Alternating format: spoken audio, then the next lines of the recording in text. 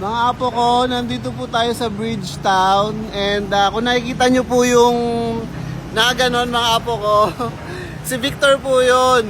Pupuntahan po natin siya, tara na.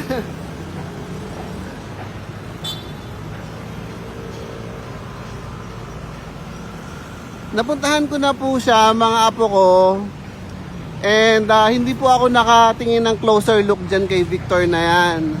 Pero ngayon po, susubukan po nating tumingin ng closer look sa kanya kasi parang pwede hong akyatin siya ganon.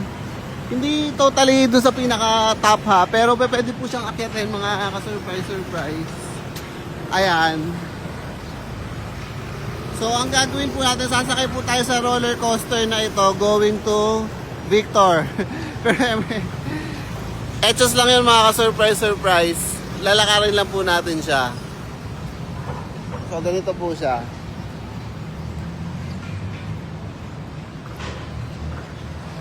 Tatawid po tayo ng Ilog Pasig, mga ka-surprise mga apo ko. Kanta pa ba ako? Anak ng Pasig naman kayo. Kalat doon, kalat dito. So ito pong Bridgetown mga ka-surprise mga apo ko. This is from Robinson's Company. Ayan. And ito po Opus Mall po yan. Ayan. Gusto ko po dyan sa Opus Mall mga ka-surprise. Talagang it's an acquired taste. Meaning, sa una hindi mo siya magugustuhan. Pero pag pinuntahan mo siya ng pinuntahan, magugustuhan mo na siya. Ganon. Mall po siya na parang may ambience ng hotel. So parang feeling mo, mapapaisip ka kung nasa mall ka ba o nasa hotel ka, ganon. So talagang pak na pak po sa akin yan. Kasi mahilig po ako mag-uupo sa mga malls, ganon. Unlike sa mga SM, wala kang mga upuan doon. Sa mga Ayala malls naman, parang masyadong matao din. Dito po sa Opus, talagang konti lang po yung tao dyan. So ayan na po, Pasig River na po yan.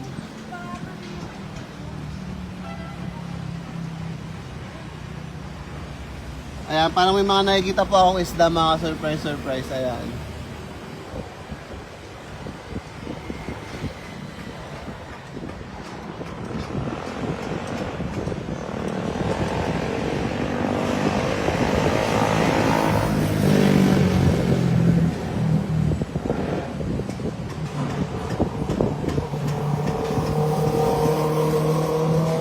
Siguro kaya rin tinawag tong Bridgetown mga apo ko is marami siyang bridges.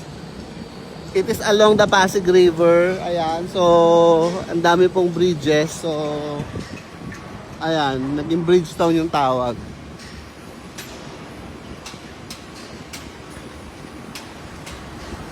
So doon sa paa ni Victor, hindi nyo pa kilala si Victor mga apo ko. Ayan po si Victor, ayan.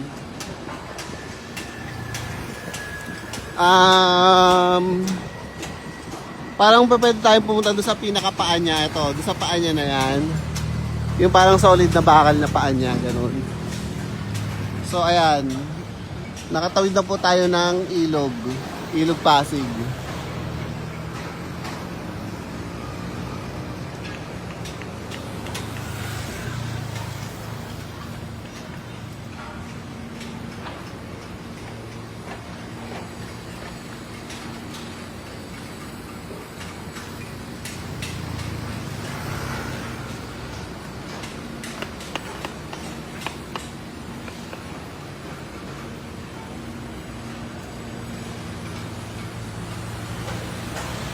Dito nga pala sa mga Bridgetown mga apo ko.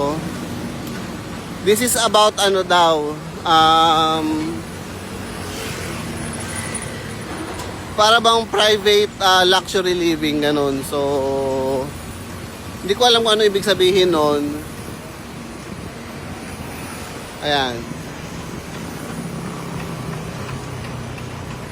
Hindi ko na gagawin yung ganun mga surprise. Nagawa ko na siya. But anyway, bago itong camera natin. So, feeling ko gagawin na lang ulit natin.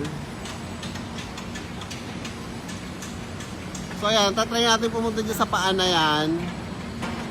So pwede hanggang doon. Nakita ko may ano eh. Nakita ko po may lift going there. So ayan.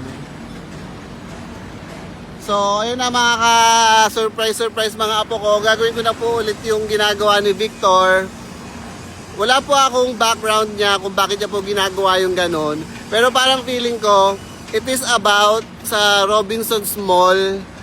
Specifically dito sa Opus na para bang ang hirap-hirap dyan tawag dito, intimidating dyan mag-record. So ngayon nung nakapag-record siya, ang sinabi niya na is, yay! Tara na po mga ka-surprising na po natin siya. So para pong events place ito, mga ka-surprise mga apo ko. So nakita ko po kahapon dito para bang may mga bazaar ganyan. So kung nakikita nyo po, ayan, parang may